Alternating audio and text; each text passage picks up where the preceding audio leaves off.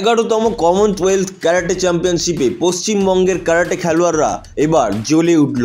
2রা December পশ্চিমবঙ্গের প্রতিভাবান karate খেলোয়াড়রা দক্ষিণ আফ্রিকার ডারবানে অনুষ্ঠিত 11তম কমনওয়েলথ ক্যারাটে চ্যাম্পিয়নশিপে ভারতকে গর্বিত করেছে।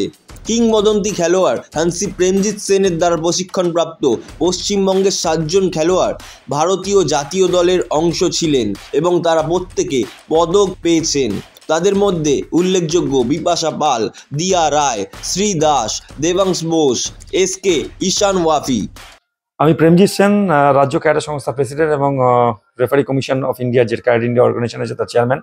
আমাদের 11th কমনওয়েলথ ক্যারাটে চ্যাম্পিয়নশিপ হয়ে গেল ডারবানে, সাউথ আফ্রিকাতে 27 নভেম্বর থেকে 1 ডিসেম্বর অবধি। ইট ওয়াজ এ ইউনিক ইভেন্ট যেখানে 27টা আপনার কমনওয়েলথ যারা কান্ট্রিজ আছে তারা পার্টিসিপেট করেছিল। যার মধ্যে অস্ট্রেলিয়া ছিল, সাউথ আফ্রিকা ছিল, স্কটল্যান্ড ছিল, ইংল্যান্ড ছিল, খুব ভালো ভালো সব টিম ছিল। তার মধ্যে বাংলার প্লেয়াররা 7টা প্লেয়ার ন্যাশনাল টিমে চান্স পেয়েছিল এবং 7 জনই খুব ভালো রেজাল্ট করে এসছে এবং বাংলার ঝুলিকে মেডেল নিয়ে এসছে, গোল্ড, সিলভার, ব্রোঞ্জ নিয়ে এসছে এবং মেডেল টালিতে ভারতবর্ষকে সর্বপ্রথম রাখার ভূমিকাতেও এদের হাত অনেকটাই ছিল।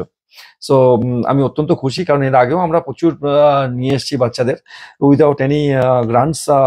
Our children are doing very good in international level.